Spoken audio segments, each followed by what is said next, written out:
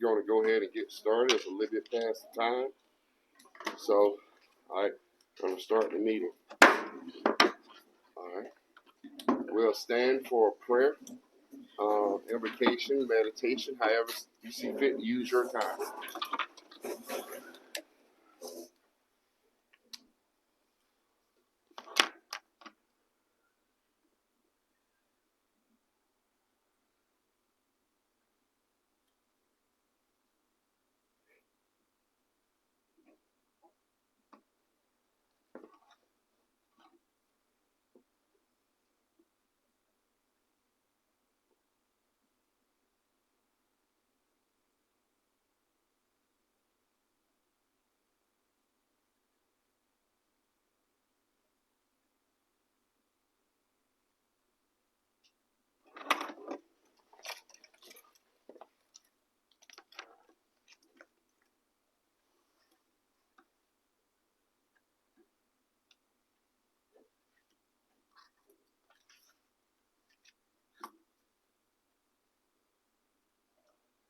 This time we ask Commissioner Rain to lead us in the pledge.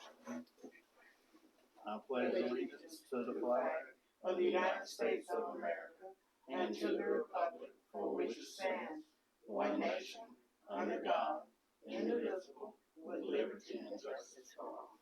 Thank you, sir. All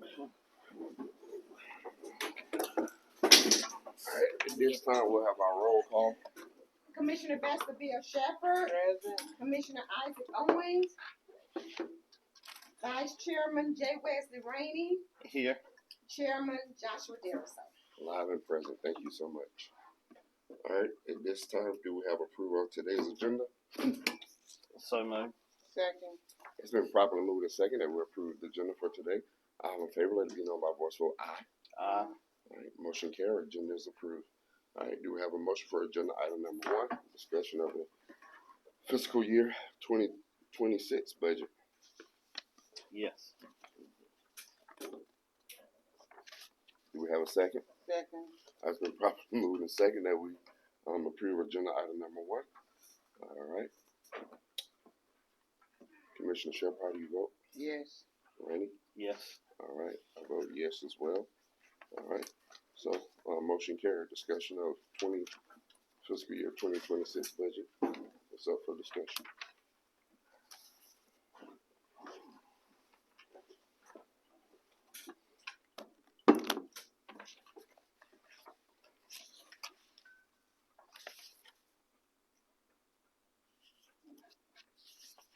Well, Mr. Chairman, after looking at everything, I just think education and travel, we should back that up to $5,000 per commissioner for this year.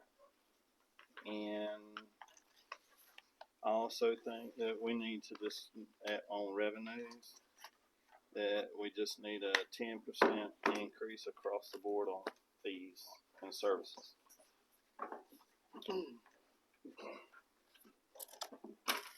Give me 1 second. Let me write that down.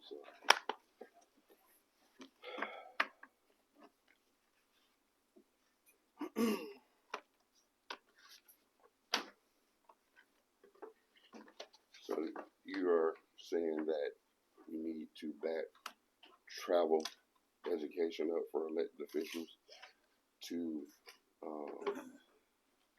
5,000. 5,000. And your other suggestion is 10% increase on fees and services. fees and services.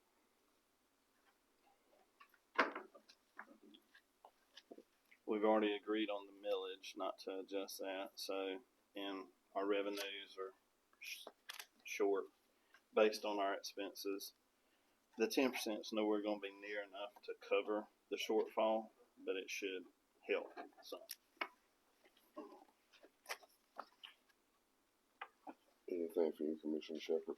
Yes, sir. I do not agree with Commissioner Rainey on the education and travel. Then that we're on the way we're going to see our aggressors of what's going on in the state and in the United States. We want to continue education. We want to continue to learn. Although it's his choice not to attend. If he wants to submit his money back from his board, from Ward 4, so be it. For those of us who travel and learn and bring back things to the city, that we can progress, yes, no, sir, I do not agree with that. If they want to take the project money and cut that in half, I agree with that. The projects. I asked for this a couple of years ago. We was awarded 5,000 each award. If you want to cut that in half, I can deal with that. But as far as going to learn, and plus I serve on a state board, and $5,000 you can keep me here with you. So, and I can afford to pay for it myself. This is my last year as a board member for GMA, and I only think it's fair that we continue to learn and to go. The only way you're gonna grow is to learn, and we do not know it all. The new people gonna come in, they gonna know it all. We're sitting here, we don't know it all. But in order to learn, we must travel, even to the city leagues. I mean, I don't go because of choice. I can't travel like I want to travel. But the city leagues, I would love to go, but my back says no. And I commend those who reach out and learn and bring things back to this community. A few years ago, I went to a class called Cyber Awareness. Cordele didn't know anything about cyber awareness. It was tearing down smaller cities. So I brought it to my city manager and I brought it to Bobby. And he said, yes, ma'am, we need help. So now we're cyber secure. You have to go and you have to learn. I don't know it all, but I'm willing to step out and learn and bring it back to the body. There's so many things we go to class. I don't just go to school now. Not at age 73. I go to bring something back to my community. And with that being said, sir, I'm finished. Anything else?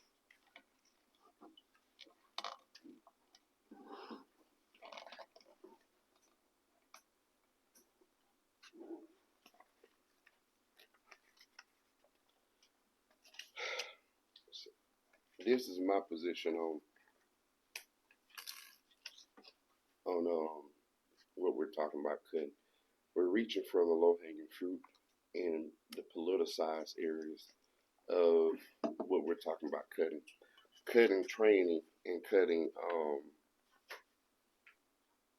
education.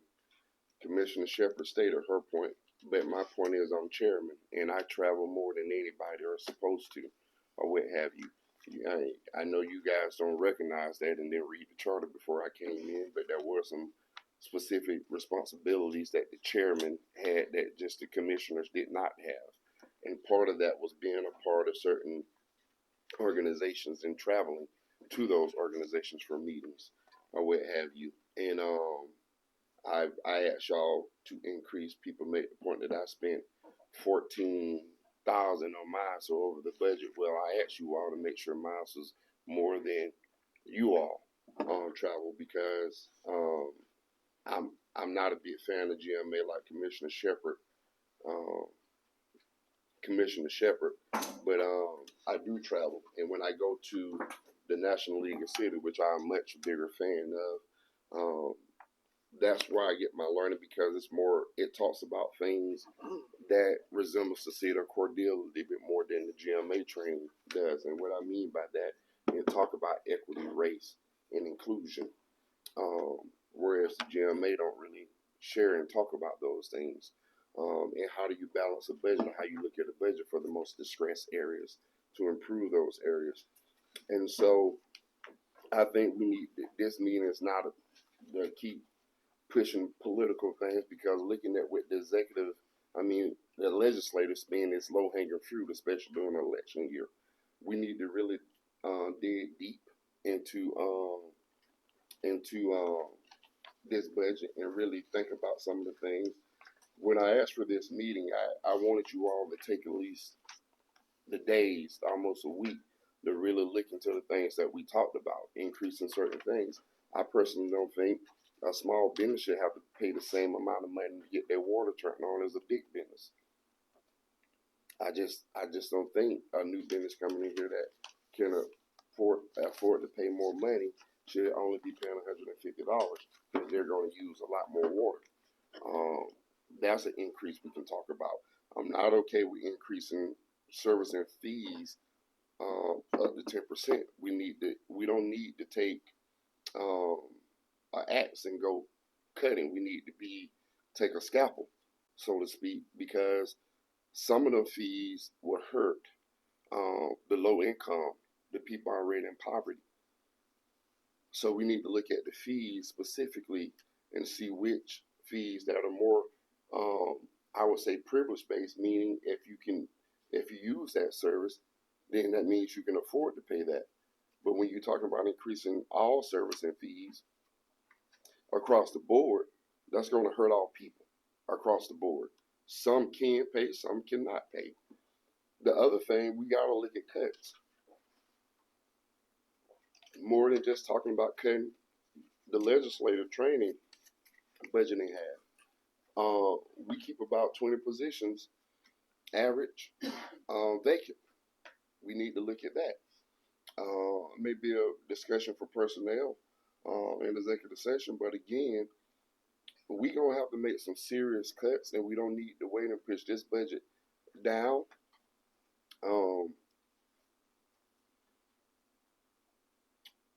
Need to push this budget down to next year. We need to go ahead and look at making some cuts, some needed cuts. That has been needed really over the years. Ms. Murphy, did you get an opportunity to print that I sent this morning? Or you didn't see it? Okay. December 2021.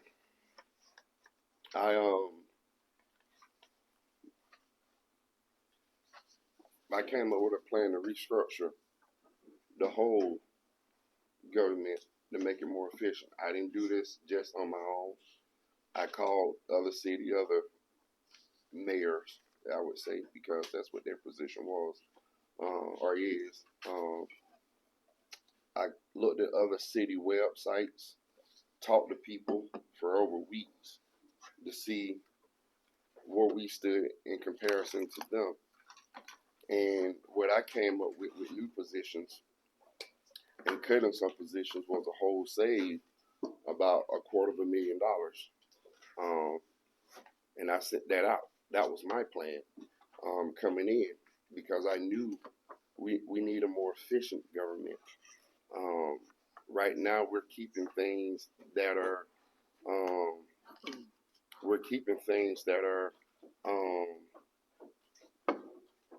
really outdated organizational structures that could be better done than how we're doing right now. And we need to bring all that to this table and have that conversation. To keep grasping at low-hanging fruit is ridiculous. The IDC is another thing we need to look at. And I understand I got to get back with the city attorney on the specifics, but there's a time thing there, but we need to do that.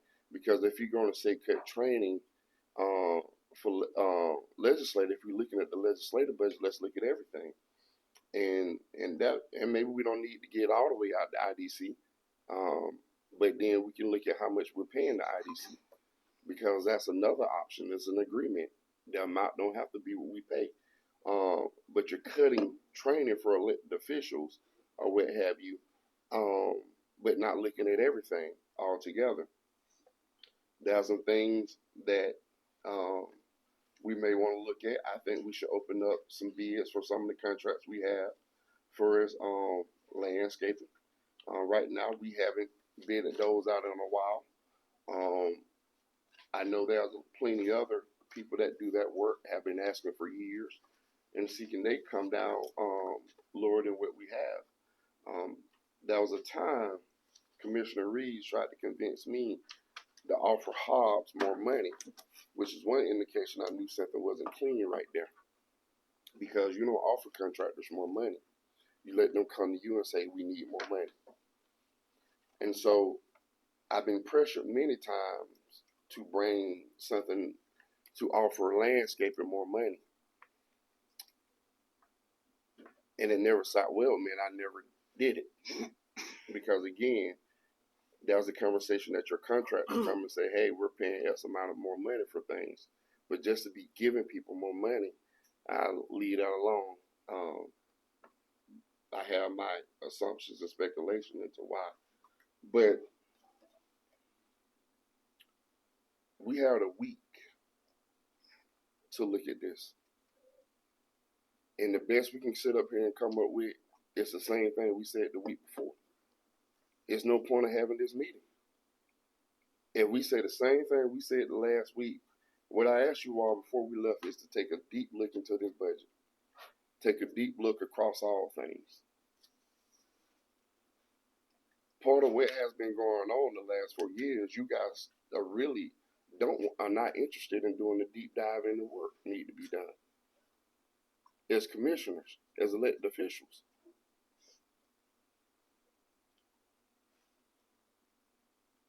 The budget is the biggest policy that will ever pass.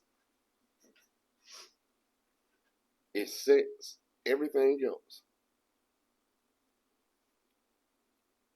The goal was to come back and talk seriously about things where we can cut. Not what I said in executive session is when we get up from this table, nobody should totally be happy and nobody should totally be sad.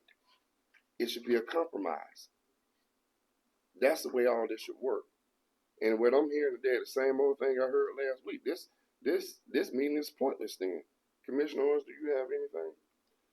Well, one of the things, as we talked about the things we looked at, I just had some questions that we talked about. One of them was the requested budget for our critical services. The $207,000. $207,000. What does that actually entail? I'm sorry, what budget are you on? I'm looking at The clinic. The clinic. Clinic. And I guess I'm just make sure I was at the. Let me go to, it includes their fees to provide services,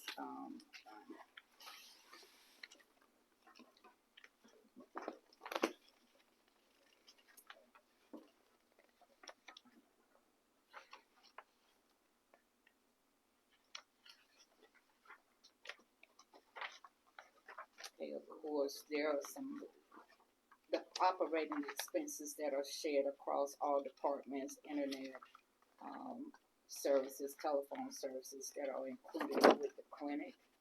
But then also, it's to pay their provider as well as the services that are offered to the employees. And I don't know if David has anything else to add, but basically that covers what's in their budget.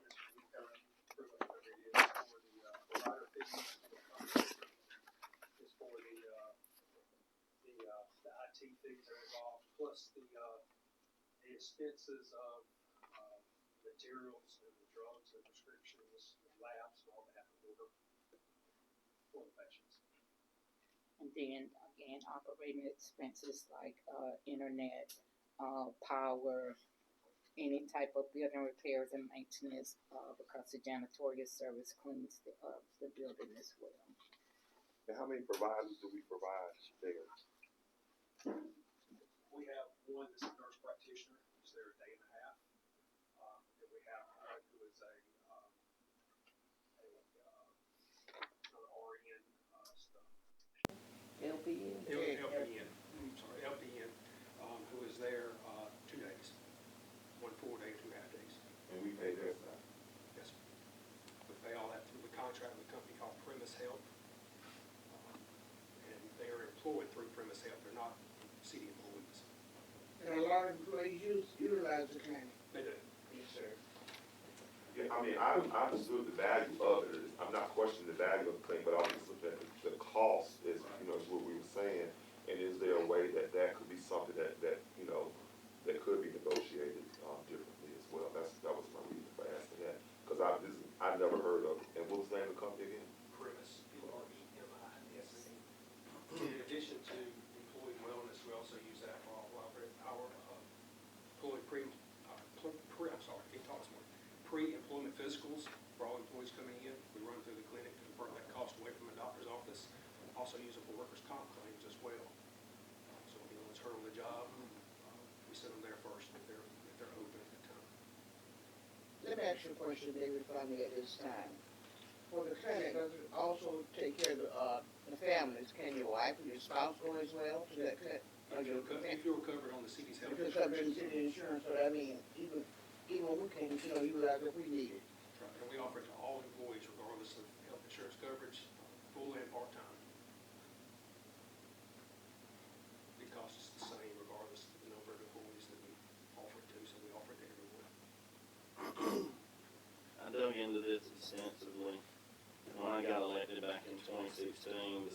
self-insured and held the self-insurance policy and then a catastrophic policy, and all that worked real well until you had several employees that got really sick, and it ate into the funds and ate up all the nest egg that the city was able to save over several years. So the city had approximately, I think it was $4 million in a savings, health savings plan for the employees back then. And this clinic right here was part of the helped initiate those savings. So those savings keep our employees from going to a doctor and getting a much higher claim. So it lowered our claims over the course of the years, which lowered our insurance premiums. But then we had a couple of employees that got really sick, and it ate up the savings plan, and it became more cost effective based on our claims history to go with regular insurance based on that. And now that clinic still reduces our claims at the medical doctor's office. And if we did away with the clinic or anything, then that would significantly increase our claims and probably make all of our health insurance premiums go up. Okay, I think y'all add something to it that I didn't add. I wasn't saying doing away with it. I'm not in favor of doing away with it. I was just asking based on the amount, as we're talking about what we're going to look at, perhaps being able to save. That's why I understood all those things there. Yeah. So it's not a matter of that. My question was just simply, we're looking at where we can save, and provider wise or as we negotiate contracts, is that something that can be negotiated through another company that could perhaps offer us the same services, not at that, at that rate, because that's what we're looking at, where we can balance out. That was my reason for asking the question. And then my other thing would be, still where are we with the, when you answered that partially with IDC, we're still not sure, where our stand is with that. Well, the first thing we're gonna have to do is bring a motion to say that this body is interested in terminating our partnership with the agreement. With the IDC. We're mandated to be in the IDA, but the IDC is the one that costs us $96,000 a year. And again, it's not about wiping the whole thing out, but if we look around and see how things are going, the county itself is proposing raising, I don't know if they had any updates, raising the millage rate. So they're actually raising the property taxes, directly raising the property taxes. And I don't know if you all understand, if we pass this budget almost as is, and we're not, you gotta have more money. If we pass this budget as is, we all up here saying we're not gonna raise the millage rate, but you're gonna put yourself in a position where you're almost gonna have to raise it. Because if you're not making cuts and you're not increasing services, which I'm opposed to across the board, because again, we're in a poverty community. We're going to put ourselves in a position where people are going to move for better jobs. Every one of my nephews and nieces travel to work outside of Cordele County. And my cousins who do the same, they end up traveling and then moving because Tipton, Ronald Robbins, Perry offer higher wages and they can afford to live. Then we become less and less. That put the pressure on the city, less sales taxes coming in. If we don't make a decision today, this is what you all got elected for. To look through and make hard decisions. You can say something today, but then when you look at it and seeing if we're in this position next year, and you look at it and say, we can't go too far into the red. You're going to have to raise millage rates. But this is our opportunity to go ahead and make adjustments now where we can keep our word. I don't get a vote. On the question of the IDC, with the withdrawal from the IDC, that does not have to be a permanent decision, correct? No. And it don't have to be a fully take the whole $96,000. Right.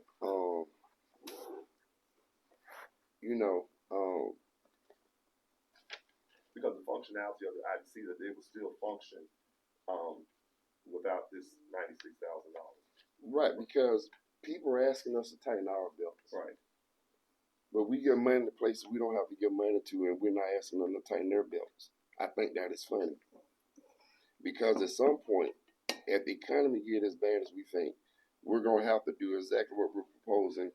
We're going to have to make personnel cuts. I'm old enough to understand. I got my first job in 2009. And I was thankful for that because a lot of people that graduated didn't have office jobs in 2009 with degrees like I did. But as 2010 and 11 rolled around and the federal government was going through some things, the state government was going through some things, that was cuts across the board. People started losing jobs, and governments didn't get to make the choice. They had to make the choice. So what I'm proposing is that we actually make the choice ahead of time before we have to do these things. And make them smart, because we can see it now.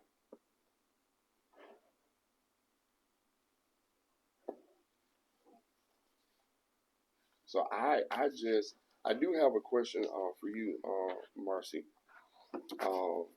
if you don't mind.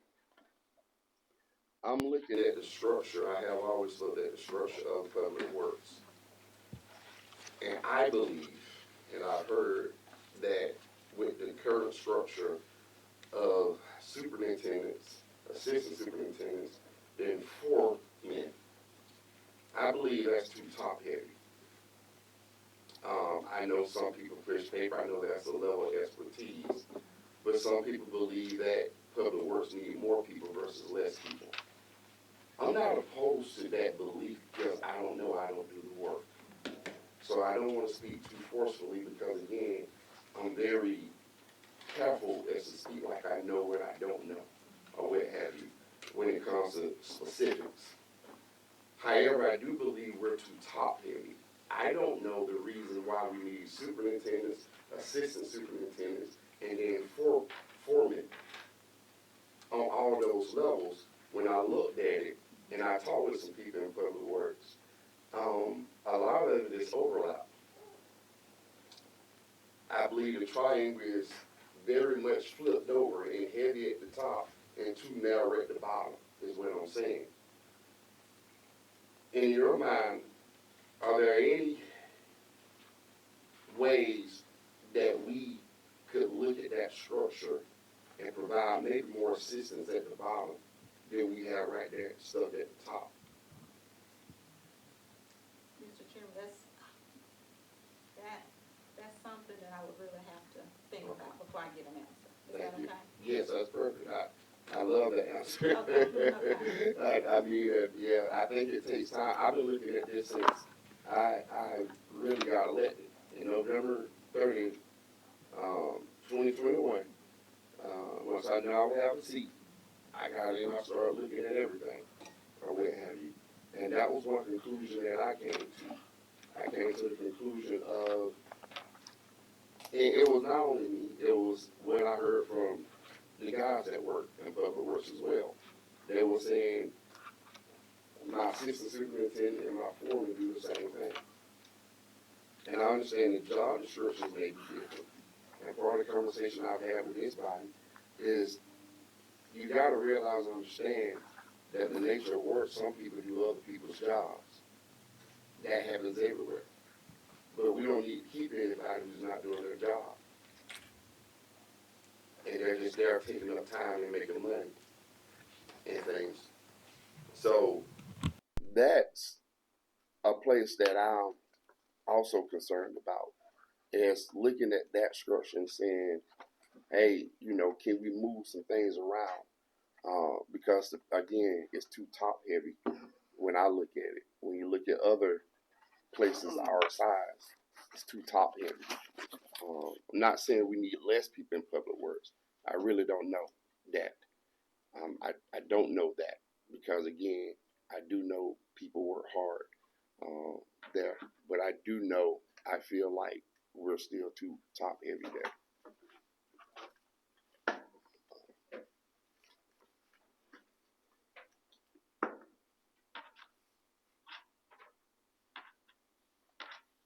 One more question on IDC. Yes. How do we determine $96,000? We didn't. This commission didn't determine nothing. It was just an agreement that. I don't know why previous commissions decided that the county and the power commission both contributes the same amount of money.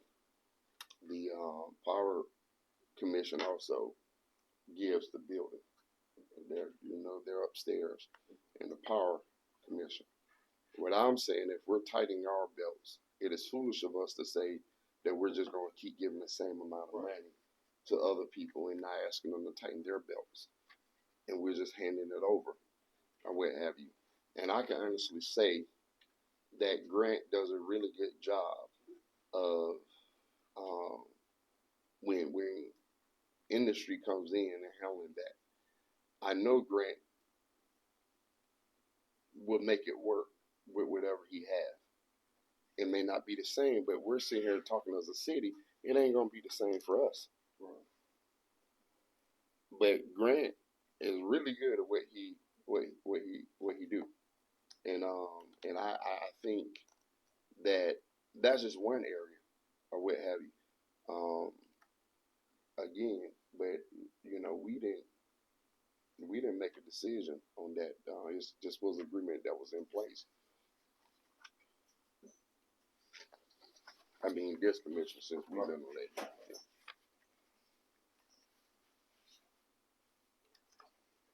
Well, I think that's one area that we can definitely cut back on, based on the services and based on what we're hearing about this. If we can make, and by way of a motion, if I'm important with that, we definitely look at, looking at that as a place to cut funding. Do I need to give an amount or? We're gonna have to look at budget wide together. Okay. And really get the answer from the city attorney how we can move forward with that. I mean, we have a meeting, I believe next week, right? Yeah, next week. And so I'm gonna definitely get on the phone and call him and figure something out real quick with that. I know he's very busy with all this governing bodies that he has. And I called Grant and I told Grant straight up what's going on or what have you. And it's kind of Grant answer. He always said, well, I don't agree, but I understand or what have you. So that was his kind of his thing. Grant and I have a really honest relationship with one another or what have you. I tell him what I think. He tells me what he thinks. And that's the type of relationship that we have. And I know he don't take it personal.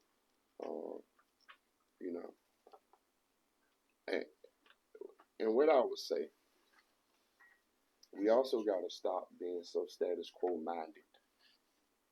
I'm going to tell you in the upcoming years with SNAP being cut, with benefits being cut, our local government with the county and the school board are going to have to start thinking mutual aid.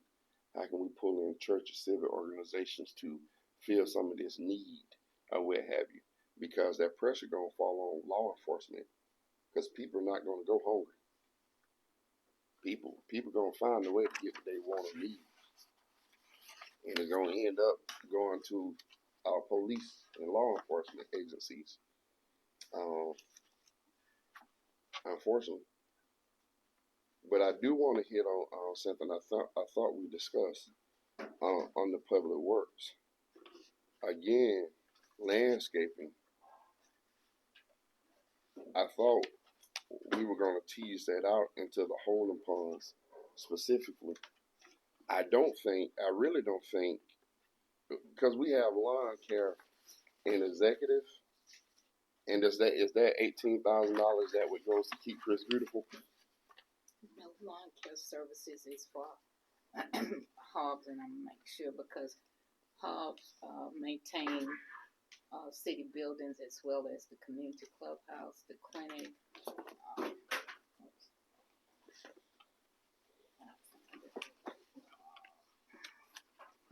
but there are certain lawn care services that are across all the divisions. Lawn care is professional services. While you looking for that, I just think it's really misleading to keep the holding ponds on the lawn service in our public works. We've already discussed that in the journal entry to move holding ponds to contract services. Under where? On the public works? Right. Well, what I'm looking at is still, the amount is still there. That's what I'm saying. Oh, because we didn't reprint. We just made notes, but we Okay. didn't reprint the Okay. budget sheets. We just made copies of what. Okay. And you said lawn care is in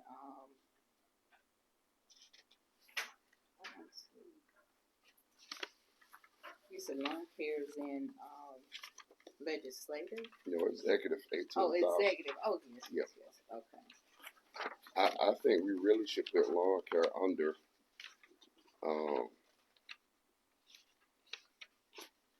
I don't think we should have lawn care across departments. I think we should put it in either executive or we need to put it in public works.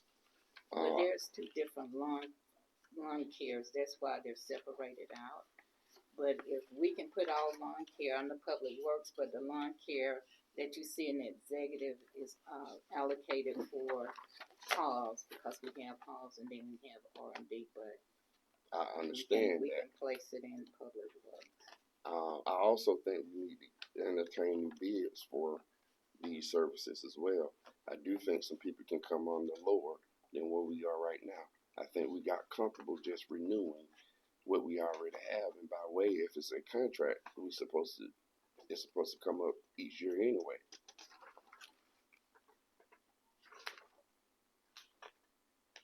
I don't think there's a clause in R&D agreement that it just automatically re-triggers. Yes, the lawn care and executive is for the buildings here at City Hall, and that's halls. Right. I think we need to put out new bids for that. And that's what I'm talking about, savings across the board. Oh, thank you.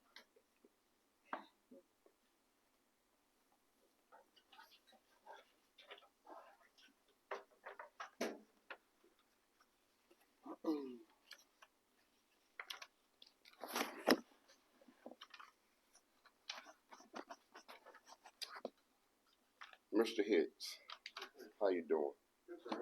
Good. Again, part of my 2021 plan, and I know we're kind of restructured the police department a little bit different than the information I had, so my plan is not 100% accurate.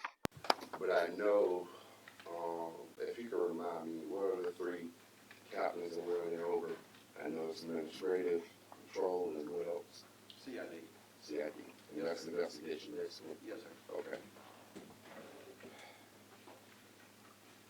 Is there any way in the police department that, let me see how I can ask this question best, that the person over administration does not have to be a captain of that status? So for instance, if that was a person, because a lot of things go to the chief anyway for final approval, correct? Yes, sir. And so one of the things I looked at, and even in my restructuring, that we didn't need necessarily administrative captain And, you know, before anybody says targeting any specific person, if you look at the date of my plan, it was before I knew anything, it was 12/5/2021. And I have that in there. But my question is, because I don't believe, again, I'm not there, but I don't believe we necessarily need a captain over administrative duties. I think there's people that are certified that can handle administrative without it being necessary captain. Could you give me your honest opinion about that? Sure. It's not required to be a captain. Other agencies, in Warner Robins, and I'm just going to give you what I know. You know, you had the way we had the two major systems. So you had an operations major, and then you had an administrative major. And basically, they were your two assistant chiefs. Yeah. So they ran everything. But a lot of our administrative personnel, they were not captains. You had captains over your special operations, which was, you know, your traffic, anything operational, patrol, traffic, crime suppression, those kinds of things. And then you had your SRO, which has now been absorbed by the sheriff's office up there, and your school resource, your evidence,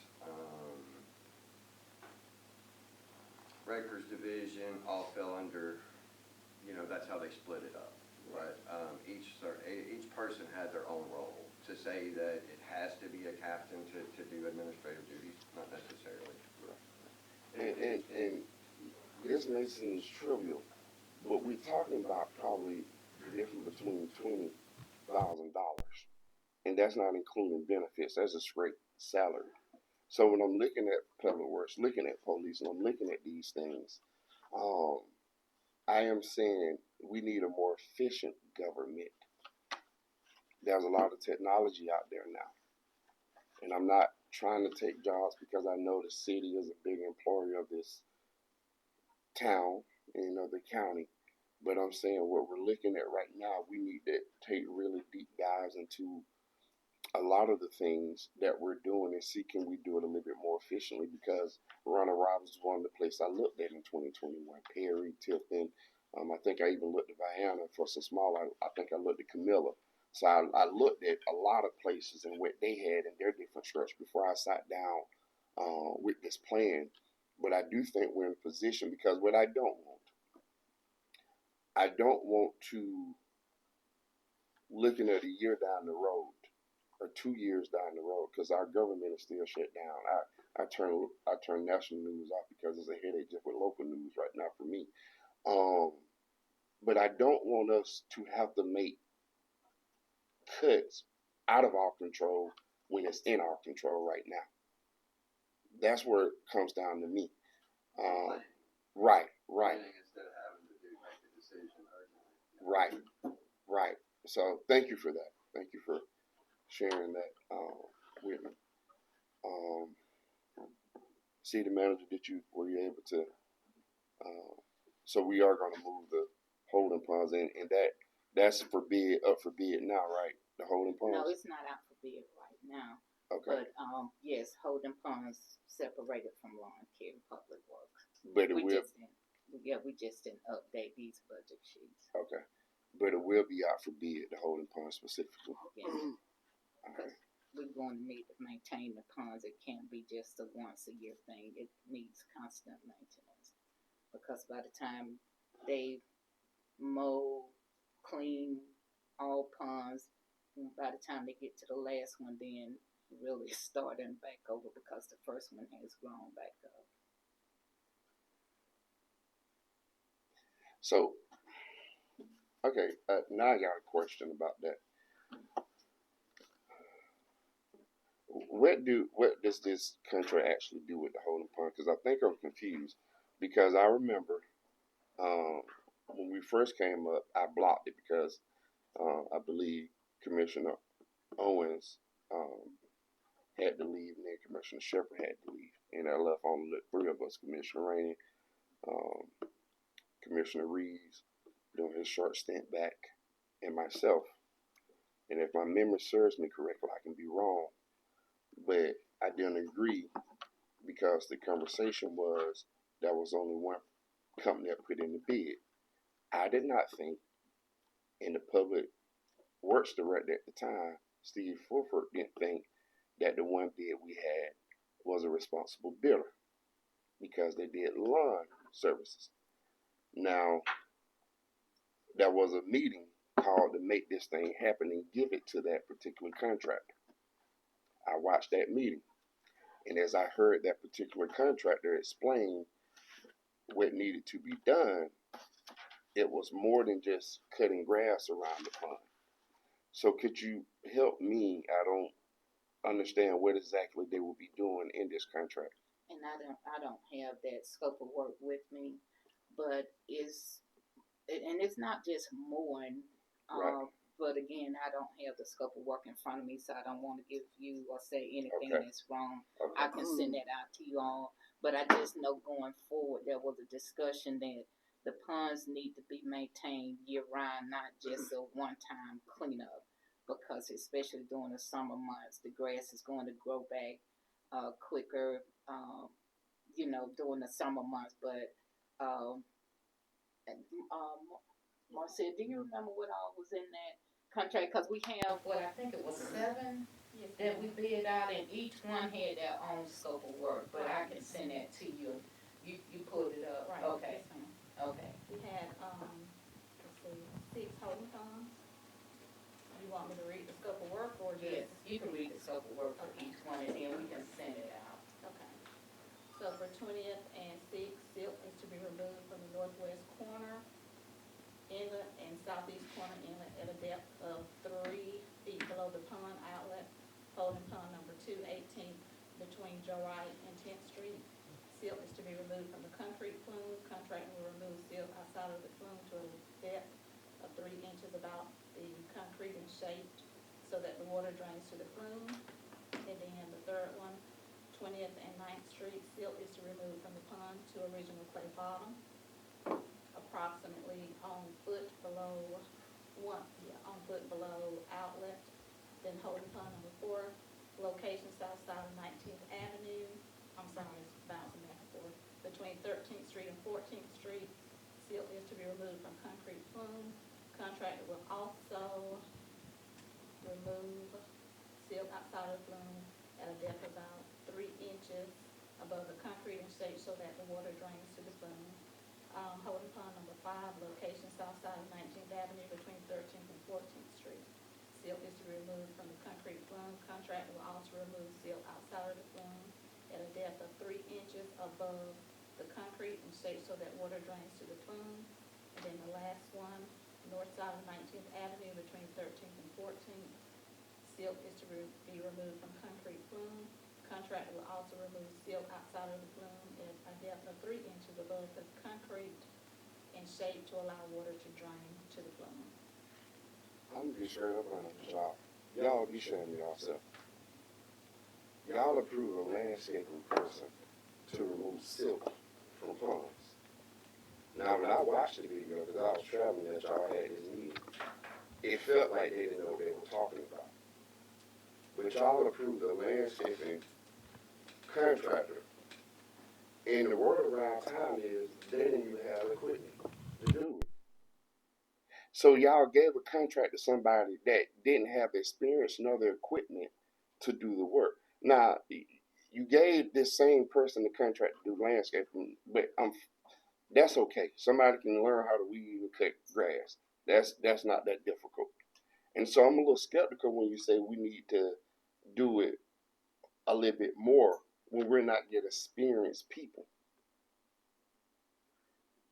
Removing silt is a totally different job than cutting grass.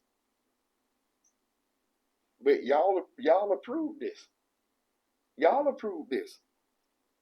And so when you say to me we got to do it a little bit more regularly, we don't know. Because the person who did the first time don't know what they're doing. What were the results of the first time? Was the soot removed? I know there's a lot of debris like stoves, refrigerator, mattress, TVs. I remember all this coming up at one time, sir. So was the soot removed properly? Did we have a problem with the soot being, was it removed properly? Yeah, everything was removed. Okay. So the issue with that contract is, and the issue with everything dealing with retention ponds, ponds is our community was flooding because of these retention ponds. There was too much silt in there, which was not allowing the water to get into the holding ponds. So the holding ponds hadn't been dug out in a very long time. So now the issue with this particular contract was our public works director retired. And then at that time we had an interim public works director, and the interim public works director told him to dig it out level with those inlets and not 3 feet below. And so when you dig it level, it works for a while. The 3 feet below is every single time it rains with our ditches, you get debris, you get dirt, you get grass, you get whatever that runs to these holding ponds, and these holding ponds refill with silt every single time it rains. Every time. So they sit here and they build up a couple of inches every single time that it rains. So yes, the holding ponds need to be maintained constantly and dug out so they will hold the water effectively. All our holding ponds are designed to hold water because our drainage system is inadequate. With all respect, I understand how holding ponds work. That's not my issue. My issue is if you get somebody who don't do this and don't know how to do this. First of all, I have issues with, if it was in the agreement, I don't care what the interim public works director told somebody, their job was to do what's in the scope of that work. You don't get to say, I want you to do this. You are to follow the scope of that work. So I have issues there. But what I am saying, and we're talking about budgeting money, if you get a company that does this work and know how to put, maybe there's some chemicals down, maybe there's something I don't know to the level of that can reduce the silt over time from building back up when they're doing the job versus doing what it seems like a scraping or a very manual job and don't have the right equipment, the right knowledge and skills to say, okay, well, that lasts for a month. I need to come back next month. And we get a company that say, well, no, we do the job where we don't have to come back until every 3 months. That makes a difference how much we're paying out. That's my point. And right now we got a landscaping company that do it. And apparently we don't know whether they did it in the order to what the interim public works director at that time told them or the scope of the work. And that's a big conversation we need to have. Because if it wasn't done to the job, and I know some equipment broke as well, in assistance of that work. So hopefully in this bid, we can at least bid it out to people who know what they're doing, who usually do this, and we can have a concrete answer to how often we'll need their services. In my opinion, if the public works had the appropriate equipment, they could do it themselves too. They just don't have the appropriate equipment. So all we got to do is authorize just a little bit on equipment, which is some infrastructure money, and they could do it themselves. They already got the dump trucks in the way of hauling off the silt. They're just missing the excavator. So did we consider how much that would cost versus how much we're offering somebody for a contract?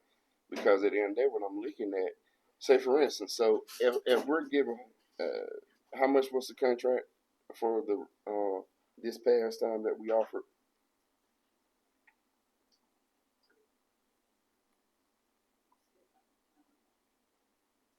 Why she between 125. So my question is this: if all public works can do the job, why we get somebody a contract when we could have looked at getting equipment that we can do it over time? Where I believe we can do lease agreements to lease equipment out, and we don't have to pay that amount right off. And we're talking about saving. This is another saving mechanism as well. This is the kind of commission I want to be a part of, the one that think about this stuff in the beginning versus later. Because at the end of the day, if we can lease this equipment out and we'll have this equipment for years to come and our public works can do it and it don't cost us Maybe it costs us $50,000 a year to lease it out. Maybe not even that.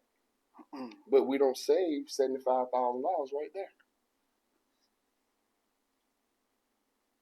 Our public works could do a lot more with equipment, a lot more, but they don't have the equipment they need. They only got the one backhoe, and this is the part I've suggested before, but it fell on deaf ears on this commission until present. But yes, the public works either needs equipment or they need personnel. But this holding pond issue, excavator. Am I not right? All that you have to have is an excavator. A pretty good, not even a huge one. Maybe Anybody know the price of that?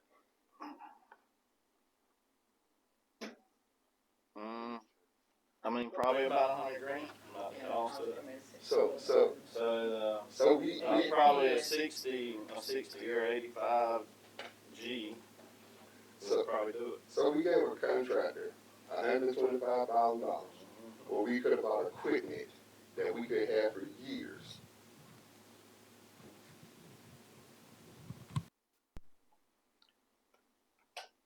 I know it's early, and I always tell people I work with, don't talk to me after 10 or 11. I always tell people that come up, it ain't as fresh.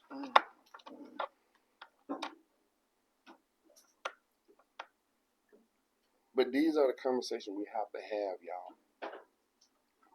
These are the real conversations we have to have. Because yes, each department submit a budget and the city manager proposes it to us. But we ultimately decide what that budget should look like. And these are the critical questions we should be asking along the way. Marcy, I'm sorry, I have a question. So if we purchase an excavator, then do we have employees who will be able to maintain the ponds? Because I know years ago employees were reduced, so will we have employees who will be able to maintain the pond in addition to their current work? Our street department, we are in need of more employees in that department. Can I give an example? Like some of the projects, like with the sidewalk. Right. Like we cannot dedicate all that, like a week or 2 weeks or a month to replace a sidewalk because we're having to do it we're having to schedule it. We have to carve out this week to do that, and then the next week we have to move on to something else. But we are in need of more employees, like in the street department. We could use an extra crew. And the crew consists of how many employees? 3. And so if we had extra employees and the equipment, then the ponds could be maintained by public works. Which brings me back to my previous point. I still believe we're too top heavy. Because at the end of the day, we don't need to pay people to push paper when you can centralize that position within public works. If you have foremen or what have you, and even in my plan, because again, I took thoroughness in doing this and talking to people. The plan that I put forth, it added an extra meter person. So it wasn't a hat plan that I put together and then think about the needs of Cordele. I put an extra meter person because I know that was part of the conversation that we needed as well. So it's not a plan to take away only. It was also putting back things or what have you, or looking at the needs of Cordele. But again, maybe we don't save money. But what I'm looking at, if we can get an excavator for $80,000, say, and we paid $125,000, right? That's my math again. It's early $45,000. That's salary. If we can lease one to do the work, then my thing is, which is a lot cheaper. Then my whole thing is that's extra crew that we can hire or bump people pay up. Those are the type of things we have to really start thinking about. Is what, and I know government is so bogged down and everything gets so busy where we don't have time to rethink these things and look at this stuff and how we can do it better. Because I know a lot, and talking at y'all. I promise y'all, the department heads. I'm really talking to the people who are elected or what have you. Y'all just happen to be in front of me. But, what I am saying is that at the end of the day, y'all are busy trying to make it work. I get that. I'm not blaming any of y'all. But our job is to help make it work better for y'all. The things we can do to help it make better, and sometimes that's looking down on what y'all doing because y'all looking at what's going on. And our job is to look down and say, oh, well, that maybe can work a little bit better. Then have the conversation. That's why I asked the two of you that I asked, both of the departments that I've really looked at. Because even though I can look down and see it from an overhead position, I still don't know specifics. That's the whole reason I asked for us to have the meeting with Public Works instead of all the back and forth hearsay and everything. Because I like to deal on much specifics and information as possible before we make a decision up here on this board. But part of our job is to have those deep conversations, those conversations where we do look at the budget. And the reason government don't improve because people just keep doing the same thing year after year, year after year, year after year. Instead of taking the real time to look at this stuff from a deeper perspective and say, hey, we can do this better this year. Let's move this. Let's save money here.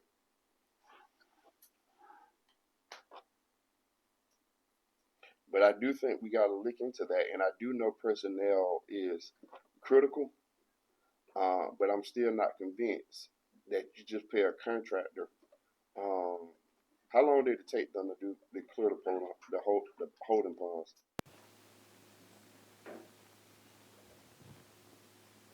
I'm sorry, I don't have this. You're fine. You're fine. Yeah, we didn't ask you any other time. I'm sorry.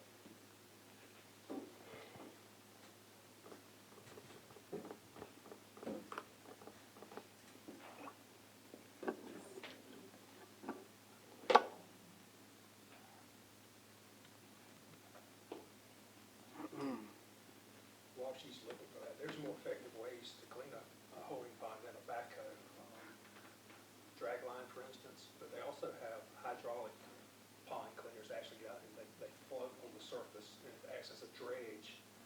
And they're fairly automated, so you would have the issue there of not having to have a dedicated crew. You could put it out there and one person can remotely operate this hydraulic dredge and clean your pond out. So maybe another option to consider as well. We already got something similar like that little hydraulic digger. This on the pressure washer, this vacuum. It doesn't have reach. I know it don't have the arm, but it's similar. Right. It could work around the edges. It's like a floating dredge that's practically remote control. You stand out, run it by remote control, with it runs a grid through the holding pond, dredges everything out. So other than one person operating it, someone driving a dump truck hauling the sludge off, doesn't have you don't have to have a dedicated crew. See, this is a conversation that we gotta have because this is saving money. All of it adds up. It is not quick. We can't get here and have an hour meeting and then make these decisions. I know we got a meeting later, but I am saying because y'all, it really matters. I don't want to cut nobody's job. I don't. It's not my goal to give anybody and say, hey, you don't have a job tomorrow or next week. I don't want to do that because it's hard enough for folks. And so these conversations where we're finding this stuff out now, that's what we have to know because that keeps us operating in a way that we can do things smartly and efficiently and just stop doving money out because we think that's the only way we can do it. So could we look into that? Could we really have a cross analysis of excavator, the method that David is talking about, versus the contractor, and then see which one's our better option? It's for if we save $20,000, even if we save $20,000 right there, that's a savings. It's not a public hearing, ma'am. I'm sorry. But I want to say a point. When I was going to talk more about that, I would like to know because I am directly affected by two of those public ones. Yes, ma'am. And there are usually snakes and mosquitoes, you know. So when you do that, just kind of include, plus they look like prisons in our community. And I know this is not a public hearing, so I just wanted to say, when you do that, I'd like to get some information. Yes, ma'am. Those ponds were holding because of that sludge. Those drains, especially the one on 19th, 20th, right there by Ward's Machine Shop. That one right there, that one drains north, and it drains all the way to Gum Creek. But that whole flume was filled up, and it was just holding water. And a bunch of them had overgrown and everything. And that's the discussion of constantly maintaining them because of the mosquitoes and snakes. If they're mowed, at least mowed, it cuts down on that. If we don't do nothing, they get overgrown with trash and the silt, and that's the constant maintenance that was brought up.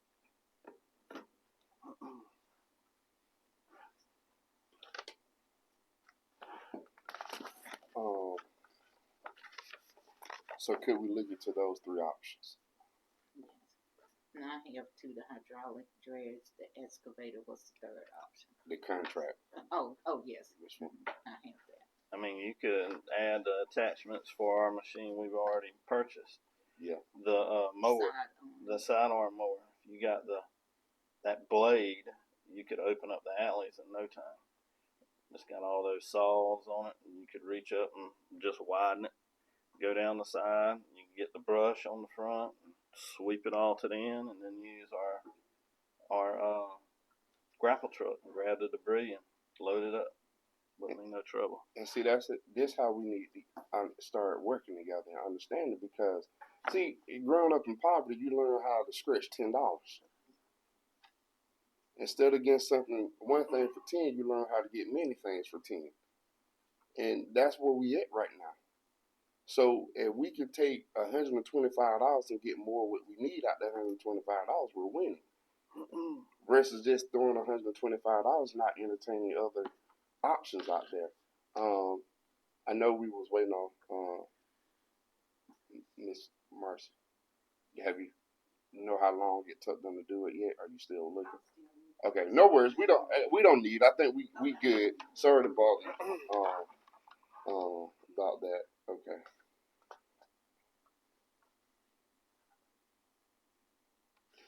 I have another question about overall.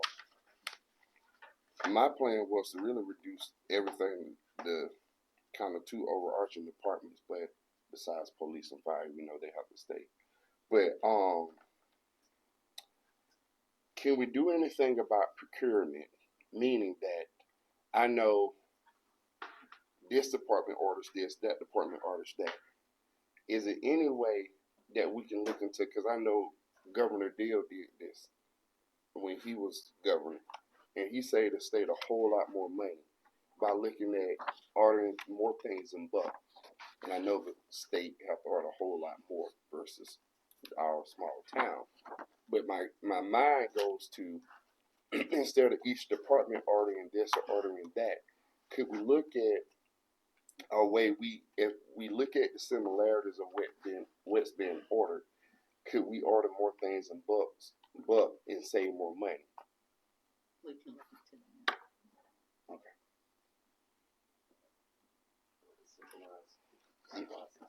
Centralized supply, right?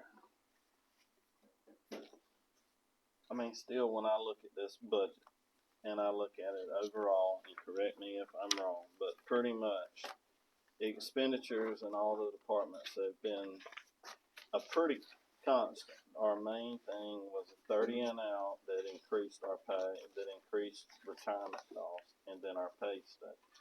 That's the two big things that are spread over all the departments. That, I mean, as far as all the other line items and operating the departments, those really haven't changed a lot over the last several years, other than like insurance. But those two items for retirement and pay are the two that changed across, that amounts to the pay study I know was 700 and something thousand. 700. The retirement was over 2 something. David, wasn't it right at 300 for the increase in the? I don't wanna, I have to look at.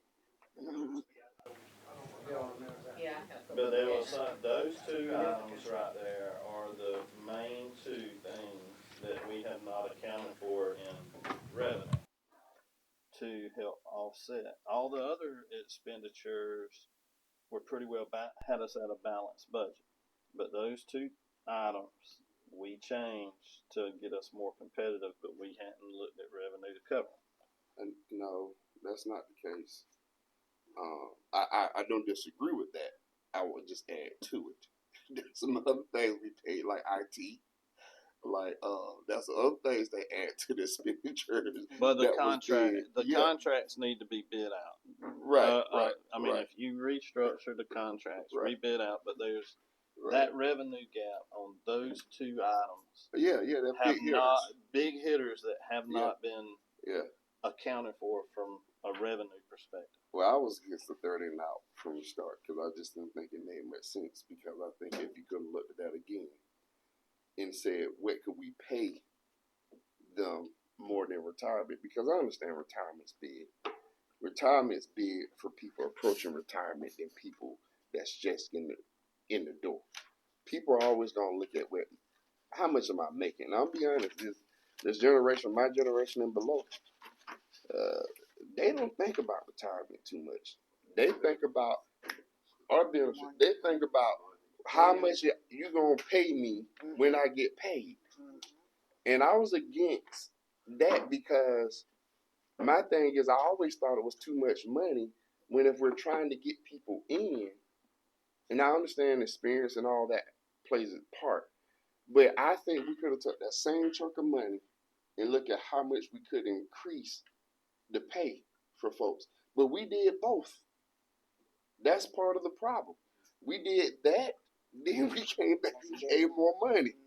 And that's the we revenue. Shouldn't have did both. That's the revenue that we've done it, and that's what I'm talking about the revenue. Yeah. And that revenue is fines, fees, and taxes. Yeah. And so that if we don't address fines, fees, and taxes, the revenue side of this city, then those two decisions is is the bulk of what led us to where we are. Yeah. And so we got to, whether we want to or don't want to, we have the revenue issue. The expenses, we can cut a little on the contract services. I'm in 100% agreement with that, but you bid all of them out to make sure you're getting it across the board. Bid all of them out. Right. Don't cherry pick. Just go on ahead and bid all of them. I agree with that. And see where we end up. Yep. See where we end up. If you bid all that out, but that still does not address those two decisions. Those two, we're not going to find that in cutting anywhere. I agree, but this budget ain't just about this fiscal year. Right. This budget is beyond this fiscal year. Mm-hmm. So I think what I'm saying, position ourselves in a situation when we talk about cutting certain things where we're trimming along the way and it adding to building back that rainy day fund. I'm not just looking at this fiscal year alone. I'm looking at the future of Cordele or what have you. I agree with you if we're just looking at this fiscal year, but I'm saying let's make some decisions where we set ourselves up better for the future altogether. Again, that was the whole motivation behind my plan that I wrote in the beginning. It was let's look at the future of Cordele, not just one particular snapshot of a year. I do agree with you. Those two things were heavy hitters. But what I'm looking at, how can we, it's like a piggy bank. How can we keep just dropping a little bit more in over time? Just a little bit more in over time or what have you. And so then we look up and realize we got a whole lot more saved in the bank of things. So, but I do agree we should build them all out and not cherry pick. I'm good for that because I don't play no favors. I'll say without favor. and I'm in definitely agreement with that. The thing I will say that we're still going to have to make cuts. And Commissioner Rainey, I come from a side of town. I live on the same side you live on now, but everybody's pockets is not as deep as yours to have those increases in fines, fees, and taxes. And I will forever speak for those people who don't have the ability to pay 10 or 20% more on certain things. Some people are at their max with their utility services. And some people are at their max with their taxes. And it's on your 5-year tax levy. But I never. $100 million in tax. When have I advocated for increasing property taxes? That's what I'm saying. No, but I'm asking, when have I ever advocated increasing tax? As I say, I'm not in favor of increasing anything in the city, especially taxes, because guess who pay more taxes? People in the city. Because the city is, people, residents of the city are the only one who has to pay all three taxes. So why would I want to talk about increasing property taxes for people in the city when I know it's going to dramatically only impact people that in the city? So we don't have to have that conversation. I'm saying about, you can calculate that. You can look at increasing 10%. Fines and fees. Fines That's and fees. all. If you're going to admit taxes, you're going to do fines and fees. You gotta do No, fines and fees. but you can do cuts. Y'all don't want to entertain cuts. No, you don't have to just because what this is going to do, this ultimately is going to increase the cost of living for folks. When your city increase fines and fees, then you're increasing the cost of living for people. Some, but the city grows. Its population grows during the day, and a lot of people from outside this community come into the city, and they own businesses and they live in the county and everything. So this is just not a city problem. But we made a decision as a commission that was a heavy hitter. And there's two ways to mess with your property taxes: millage and assessment value. Assessment value is outside of our control. Millage is. Now, when assessment values go up, the people's property taxes go up. Now, the other part of that is we, as a commission, that 581 had some very good points, and it would have saved on some taxes. It would have, with us being on the interstate. That's non-deniable. We bypassed that, but since we bypassed that, that's spilt milk. We have got to look at the fees, fines, fees, and services. They weren't putting a Band-Aid on it, weren't resolving the problem. But we got to, with these heavy hitters, go to that department if we don't want to address millage. My thing is, I'm okay with that, but it's wet fines and fees.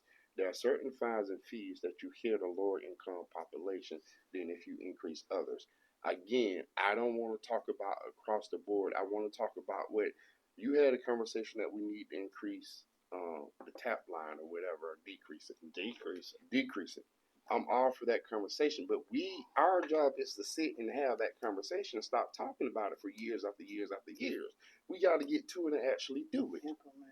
We can't keep talking about the things, year after year, but not do it. We are to get in a room and we are to look at the fines and fees, have that written down and say, okay, this is what I like to see: the fines, the service fees, the purpose, and the amount, and count in that order. And then look at what we can increase, what we should decrease, and have a strong argument for why. That's our goal. That's the bedrock of any democratic society's deliberation. I may start over here and disagreeing, but if you can convince me why, then I agree with you. That's how it works. But that's not going to take an hour sometimes. That's going to take longer where we can figure out and say, okay, I want to increase that fee because of such and such. I want to decrease this fee because of such and such. Let's have those conversations. We And can't. that part's fine. Don't mind that a bit in the world, and that needs to happen. But this budget, this is what I'm talking. This is what I was talking about in the previous meeting. We got to have these meetings, but we also got to move forward with the budget. And if we can't move forward with the budget, we can't have all these meetings before we pass this budget. Yes, we can. All right, We can. we can. That's fine. We're gonna need to have these meetings. That's fine. I think today is a good start. But at the end of the day, we do need to have this meeting, maybe not another meeting, but this meeting needs to start with looking at where we can cut. Maybe one of the next things we need to do is talk about fines and fees. Maybe the agenda for next meeting need to be a discussion of fines and fees, and we have that printout. And then we decide that we go ahead and what fees we're going to increase versus decrease. Then the following meeting, we're talking about November, the second meeting in November. Once we settle those, then we pass the budget. But what I'm saying is every month that we have run past June the 30th, you're running on the budget from the previous year. Right. That previous budget. You talking to me? Or I'm talking to everybody. Okay, because I understand a lot of things that you already tried to explain. Okay. But we're running on that budget of the previous year. If we would pass this budget cuts those expenses in half, because that budget was $1.8 million into the fund balance. We've run on that since June the 30th of 2025. This budget is right at $900,000 as opposed to 1.8, and so I'm ready to pass this budget because this budget's a savings when we've already run several months on one that's got a much higher spending per department head. And all I'm saying, we can make more savings. When I was running the Atlanta Metropolitan, I got you, Commissioner. Our director came in my office, and we had money left over. And she said, yeah, well, we'll just do this and just do that. And we got 90 days into the fiscal year to spend the money. And I had did my homework, and I saw that they had the problem every year. It was my first year there. I worked under her as a college student. And so I asked the question, I said, but if we do that and get in the habit of going 90 days into the budget and saying we can relax and say, well, we got 90 days into the fiscal year to spend that old money. Won't we be in the same situation next year? Why not have a plan, come up with a plan to spend the money? We was grant based. You need to spend all your money. They'll make you start taking your money. And next year, we was in the same position because of that mentality of we got 90 days to spend money instead of having a plan to spend the money we have like it was supposed to be spent. So this is a lesson I learned over 10 years ago when it comes to budget. We're talking about multi-million dollars, not as much as the city, but our grants were, I think, $4-5 million a year. And so there's a particular mentality that goes a part of this as well. And I understand we're racing against the clock here, but what I'm also saying, we still need to get it right within the time we can get it right. Because I do not think this is all we can save. If we can cut another $200,000, guess what? That's even more money we can make cuts into before going into this, even this budget. Because then if we get the other money that may be coming back from our debt service or things like that, then guess what? Then that adds more money back in our rainy day fund. So I don't know why we're okay with saying let's just accept this budget as it is, and then we can save money. We'll worry about it on the back end. I'm saying let's save all we can in this fiscal year now, because we don't know what's going to break. Because the changes that we have addressed here, which is bidding everything out. We It's just going- decided that today, though, Randy. Yeah, if we bid everything But you out, was ready to approve this budget last week. That's what I'm trying to tell you. this is what I was going to do on the back end, because bidding every single contract out Hmm. is going to take a month or two. And we don't need to run another month or two on last year's budget. We don't need to run on that $1.8 million deficit for another month or two. We don't. The cuts that we're talking about saving are on bidding all the contracts out as a whole. We're talking about having a fee meeting and addressing the fees. That's on the revenue side that would help bite into these expenses of this budget. So that of that budget, this negative 900,000, if we pass this budget. So every month that we continue to run with last year's budget, then we're biting into the savings that we would have been able to get from the contract savings, because each department is sitting here with more money each month with that other budget than they are with this budget. That's why I'm trying to push this budget through, because we have acknowledged problems. We've acknowledged our problems, and we're addressing it through contract labor and then revenue. And that's all back in, and that all takes some time. I understand that. But again, that just came out of this meeting. And for that, if we would not have had this meeting, that would not have happened. Commissioner Owens. Okay. Commissioner Shepherd. Yes, ma'am.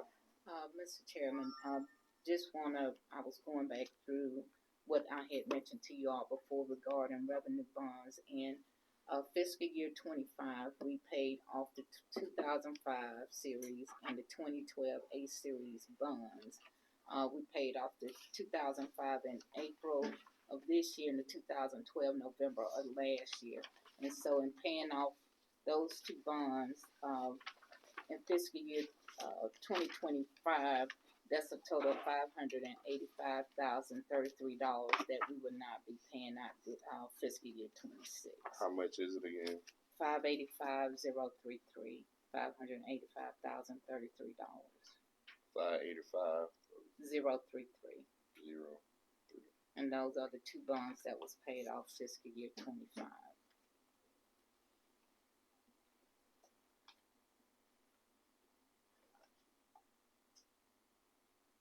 Granted. Now, will that offset the 900, or will that, or was that taken into consideration for the cut between the 1.8 and the 900? It should offset. I would need to get with Sonya because there are some journal entries that are made into two departments that accounted for the bonds, and so we need to look, because if those journal entries are the ones that are associated with the bonds, then those will be removed, which will reduce the budget by the $585,033. Mm-hmm. And if not, then it would hold. If not, then we are where we are. But Okay.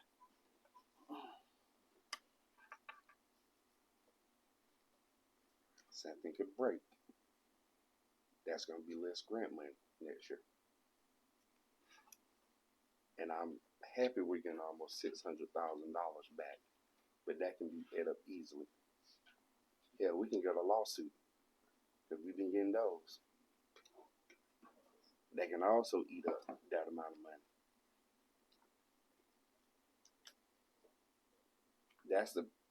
Enough people don't understand how much government has to take care of that is unforeseen.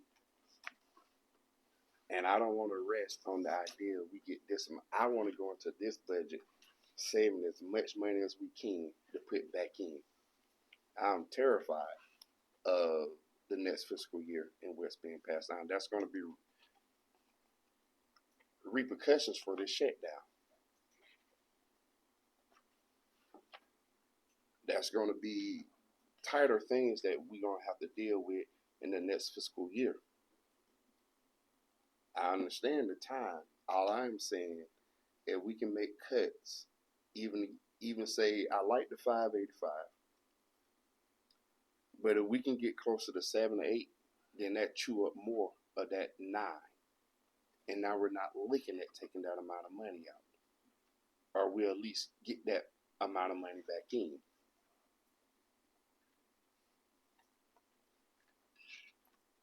Because as I look at it, every department we have needs something. And we have taken account enough neglect. So my thing is, I just don't want to be okay with. I'm trying to get to the point where we can get close as possible to not even needing that 9 or that 800,000. That's what I'm trying to get to. And this is coming from a progressive Democrat by voting record. And that's gonna be on the revenue side. That can be on the cut side too. There's different ways to get to your goal. I think it can be a mixture of both.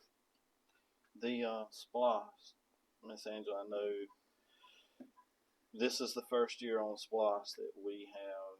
It's mainly geared towards infrastructure and buying some various things, and it pays out over the next probably 5 years. 5 years. 5 years. Yes, because it started January of last year, but we did not start receiving revenue until I think it was February or March, because we had the Tier 1 project. So we've already purchased some things with SPLOS. Is it how we worded the SPLOS? Are we able to, things like the excavator and other things like that, we're able to purchase through those with those funds? Yes, because an excavator is included on the list for public works. I had just pulled up the SPLOS list. Let me see if I can get back to it right quick. But the excavator, I looked up, and there is one program in SPLOS.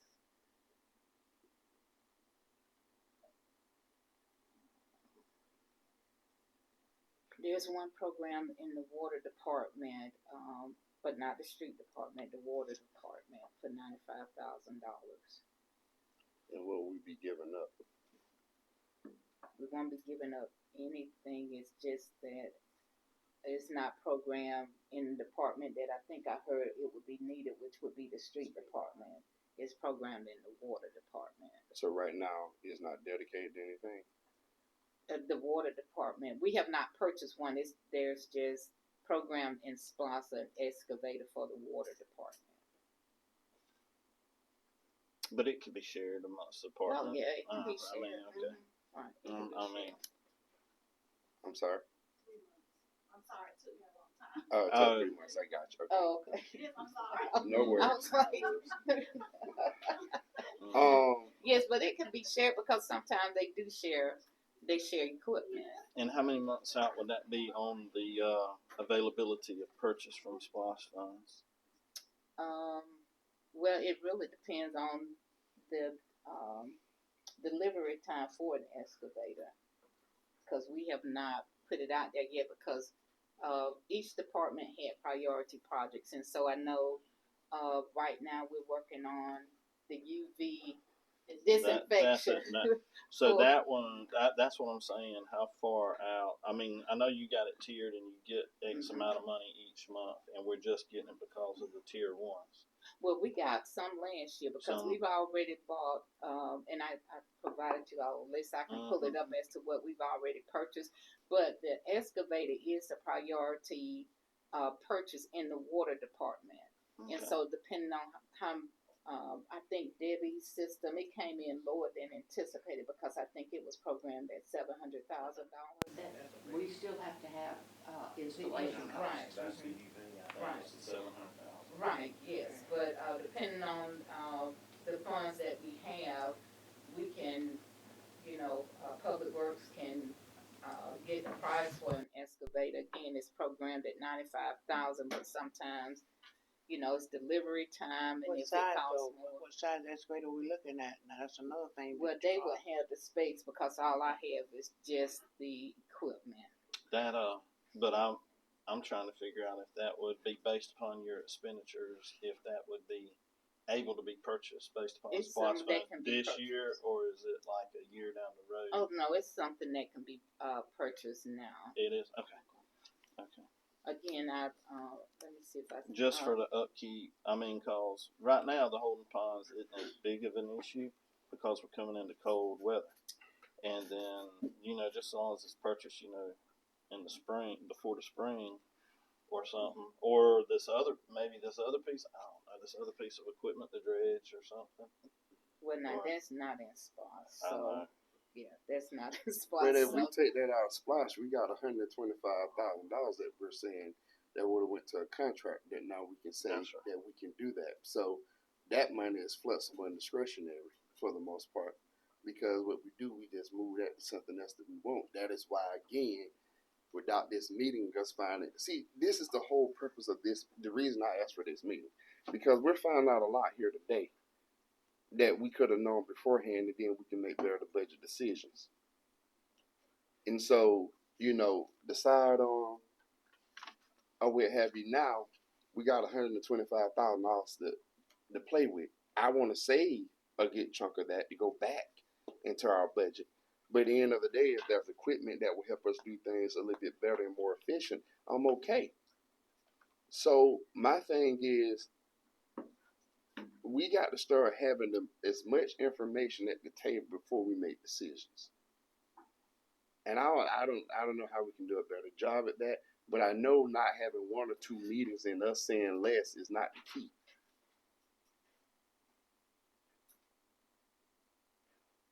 We have to drill down, ask these questions. We have to drill down and say, well, what about this option? What about that option? Otherwise, we would have never got here.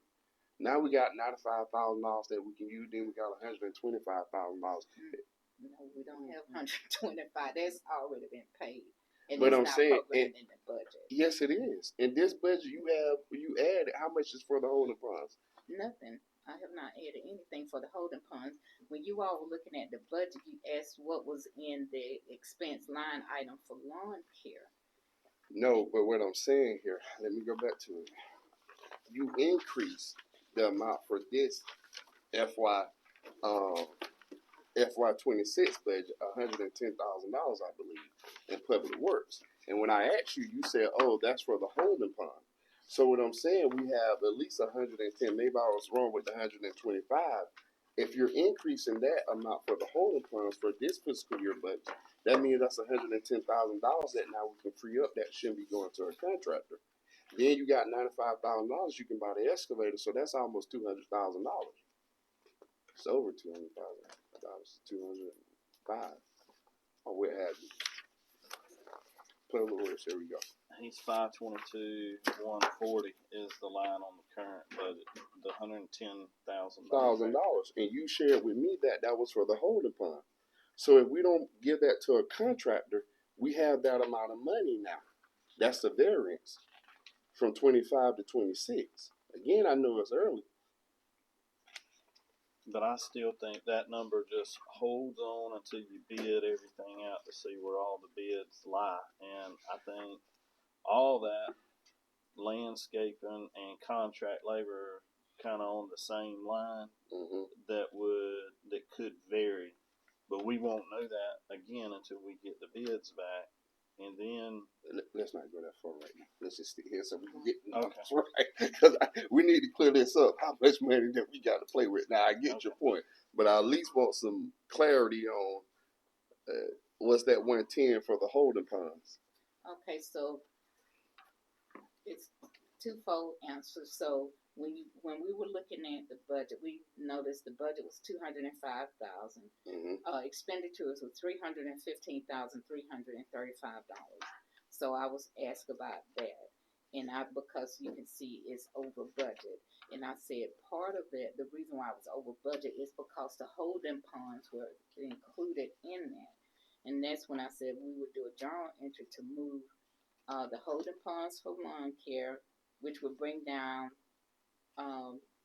the expenditure amount and move it to contract labor, and then that will clear up that amount.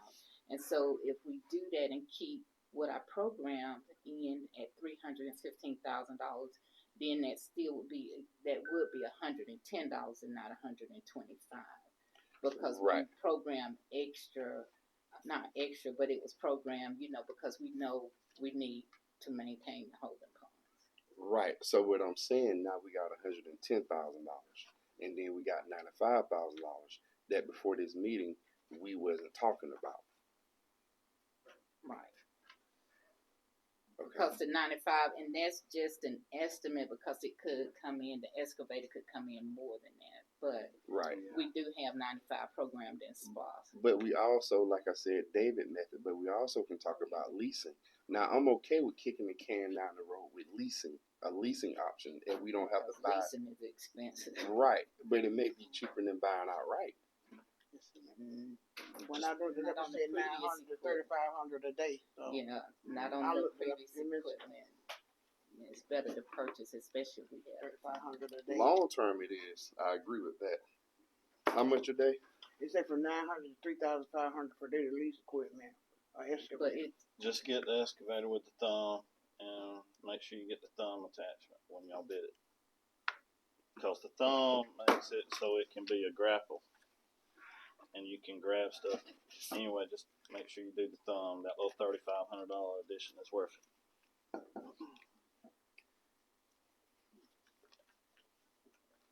Okay. You probably need to see who excavators sitting up around here too. And do agreement with city, county excavators are sitting up around here too. And do agreement with somebody who can, county or city who already do the work. And do partnership with that. That's also an option as well. But the point is, I think we have a better plan than what we had before this meeting now. They're saying we looking at more options to save more money. And I do agree. I think some of the biggest things here is let's look at service and fees for our next meeting. I think we can accomplish this in our next meeting or what have you. Next week on the 4th, I believe. Service and fees. And these items, of course, can become before we actually approve the budget. We need to look at bidding the contracts out or what have you. All of them. And I think you can give a 10-day period, 2 weeks period, just have to advertise it appropriately. I think,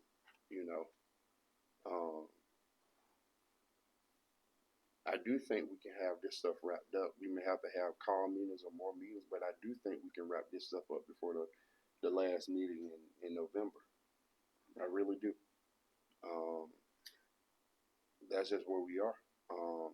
and just remember we have to advertise again for the budget because depending on what changed, because we advertise, the budget, so it will have to be advertising twice. Right. Public hearings twice, and the newspaper only prints on Wednesday, and so if next week is the 4th, and the next meeting I think is the 18th. So just keep in mind that we do have to advertise and have two Twice, right. Bless you. Can you give us a copy of all of those contracts that we have so we can look at that so we know we know? All landscaping contracts are all contracts. What we're talking about? Landscaping. Okay. But then we later on we'll do something with all of this as well. Okay. And then the service fees, those things too. Well, when you say all the contracts, are you talking about all the landscaping contracts or all the contracts? What are you, when you was referring to, we need to not cherry pick? I mean, You talking about Well, I mean, you touched on some other contracts on, like IT. I don't know if y'all are happy with that, but I'm fine with all I'm lands. happy with IT.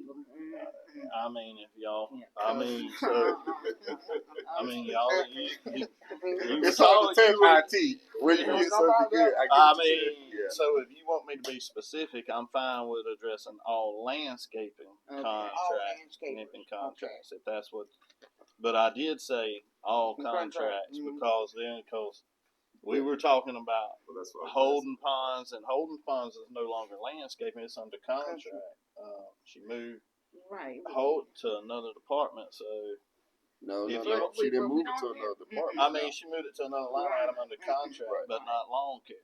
But that's still a contract, though. But we don't But it have wasn't a contract. landscaping contract. I mean, that contract is over. So I Yeah. think we need. So- I think we need to look at contracts, Mhm.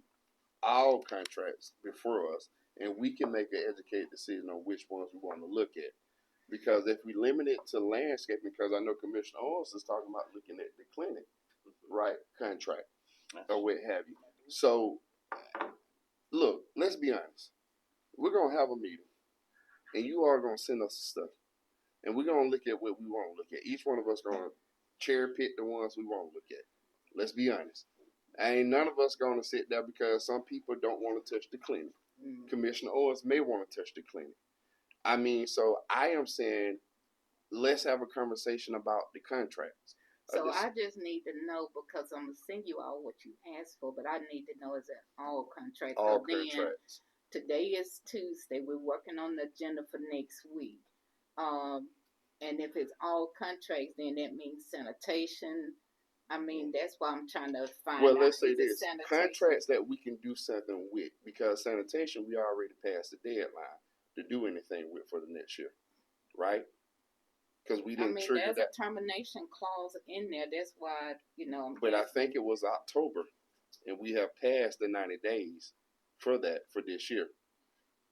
Right, but I'm just Mhm. saying there's still a termination clause in all contracts. So, but we can, Yeah, well, all every contract contracts that then. we can think of, then we'll do that. I'm just saying today is Tuesday, we have a meeting at 11, we're working on the agenda. So we will, we'll sit and think of all contracts, cause you have contracts for the water tower, you have contracts for this, for that. Yeah. That's why I want to make sure. Yep, all contracts. I think is best. This is the situation we're in. Folks, it ain't gonna be easy. It ain't. I don't think we're in bad shape as the perception is, but I don't want to get to that bad shape.